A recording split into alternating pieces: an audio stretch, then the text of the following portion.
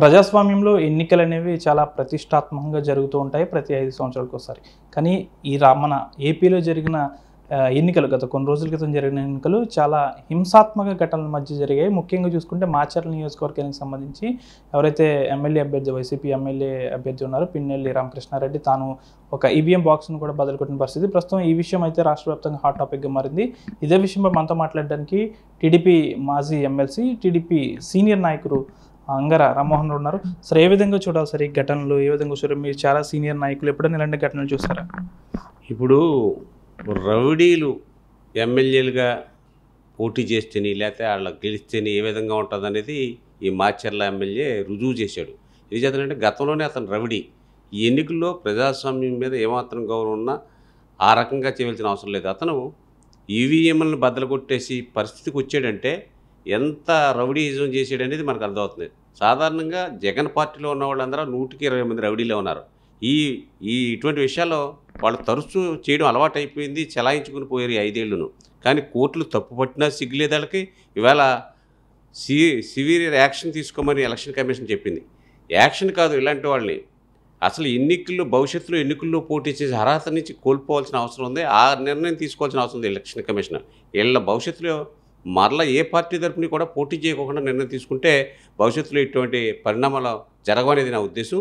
ఏం చేద్దంటే ఈవీఎంలను బదులు కొట్టేస్తే ఇక రక్షణే ఉంది, ప్రజాస్వామ్యానికి విలువే ఉంది. ప్రజలు ఇవాళ గెలిపించుకోవాలి, మాకు నచ్చిన ప్రభుత్వాన్ని అనడానికి ఎక్కడ సాధ్యమవుతుంది? ఇటువంటి వాళ్ళు రిగ్గింగ్లు చేసేవారు పూర్వం. ఈ పరిస్థితులు మళ్ళీ జగన్ ఓడిపోయే పరిస్థితుల్లో వాళ్ళ ఎమ్మెల్యేలు చాలామంది ఇటువంటి అన్ని సంకల్పించారు. ఇది చాలా దారుణం. దీన్ని పూర్తిగా ఖండిస్తున్నాం.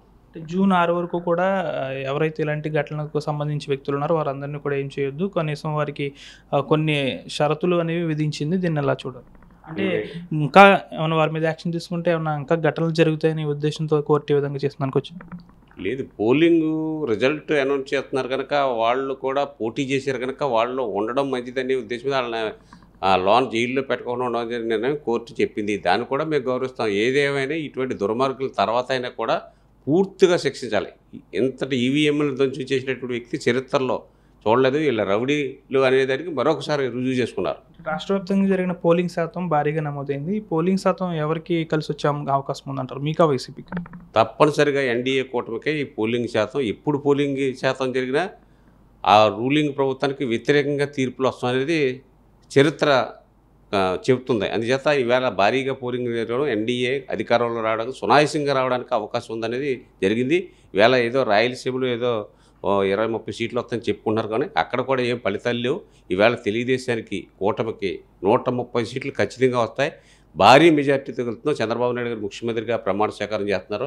ఈవేళ ప్రజలకి విముక్తి కలుగుతుంది. ఆంధ్రప్రదేశ్లో ఈ అప్పుల నుంచి కానీ యువత కానీ భవిష్యత్తు కాపాడే పరిస్థితులు కనపడుతున్నాయి. ఒకప్పుడు జగన్తో కలిసి పనిచేసిన ప్రశాంత్ కిషోర్ కూడా ఈరోజు ఆయనకి వ్యతిరేకంగా మారాడు. జగన్ ఈసారి భారీ మూల్యం చెల్లించుకోక తప్పదని కూడా అంటున్నారు. అంటే ప్రశాంత్ కిషోర్ టీడీపీతో కలిసిపోయి ఇటువంటి వ్యాఖ్యలు చేస్తున్నారని వైసీపీ నాయకులు చెప్తున్నారు. అంటే ప్రశాంత్ కిషోర్ మీతో కలిసిపోయడానికి వచ్చా? ప్రశాంత్ కిషోర్ వాళ్ళ చర్యలు, అతను జగన్కి ఎంతో ఉపకారం చేశాడు, సర్వేలు చేశాడు, అతను అధికారంలో రావడానికి ఉపయోగపడ్డాడు. కానీ అతను నైజం గ్రహించాడు కొన్నాళ్ళకే. అందుచేత ఈవేళ ప్రజల యొక్క నాడిని కనిపెట్టాడు. ఈవేళ ఎన్డీఏ ప్రభుత్వం అధికారంలోకి వస్తుంది రాష్ట్రంలో, అలా దేశంలో కూడా అధికారంలోకి వస్తుందని స్పష్టంగా చెప్పాడు. ప్రశాంత్ కిషోర్ యొక్క సర్వేలు ఎప్పుడు ఫెయిల్ అవ్వలేదు. వెస్ట్ బెంగాల్లో చూసాం, మనం అనేక రాష్ట్రాల్లో చూసాం. అతను చెప్పాడంటే ఖచ్చితంగా, ప్రశాంత్ కిషోర్ చెప్పాడంటే తప్పనిసరిగా జరిగి తీరుతుంది, అనుమానమే లేదు. అంటే మీరు చాలా సీనియర్ నాయకులు టీడీపీలో, ఈ ఎన్నికలు 2019 ఎన్నికలు బేరీ చేసుకుంటే ఏ విధంగా ఉండొచ్చు అంటారు? అంటే 2019లో వైసీపీకి భారీగా సీట్లు అనేవి వచ్చాయి. ఈ ఎన్నికలు ఏ విధంగా ఉండబోతుంది? ఈ ఎన్నికల్లో కూడా తప్పనిసరిగా ఎంత ఉత్సాహపడ్డాడో ఈవేళ 151 అన్నాడు. 151 కాదు, 15 సీట్లకే పరిమితం అయిపోయే పరిస్థితులు స్పష్టంగా కనపడుతున్నాయి. అతని తీవ్ర వ్యతిరేకత వచ్చింది. ప్రజలు మాట్లాడారు. అతను గొప్ప చెప్పుకుని ఐపాక్ టీంతో మీరందరూ గతం కంటే ఎక్కువ మెజార్టీ వస్తుందని ఏదో ఏజెంట్లు లోనకి వెళ్ళరన్న ఉద్దేశం చేత వాళ్ళ పార్టీ వాళ్ళకి కొంచెం ధైర్యం ఇవ్వడానికి చెప్పాడు తప్ప అసలు ఈవేళ వాళ్ళ ఏజెంట్లు అందరూ కూడా వదిలేశారు, ఎన్నికలను వదిలేశారు. పోలింగ్ కేంద్రంలో కూడా వెళ్ళే పరిస్థితి కనపట్టలేదు వాళ్ళు. అంటే చాలా వరకు సర్వేలు కూడా మీ వైపే ఉన్నాయి, ఏ విధంగా చెప్తారు? 100% సర్వేలన్నీ కూడా ఎన్డీ కూటమి అధికారంలోకి వస్తుంది భారీగా.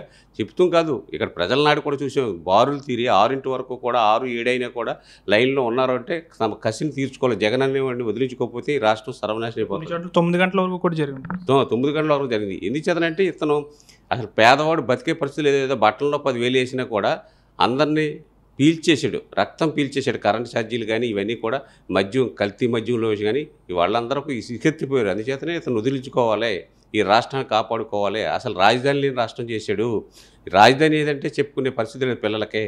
అందుచేత ఇతన్ని వెంటనే ఇంటికి పంపాలని ప్రజలందరూ కూడా చూడాలి.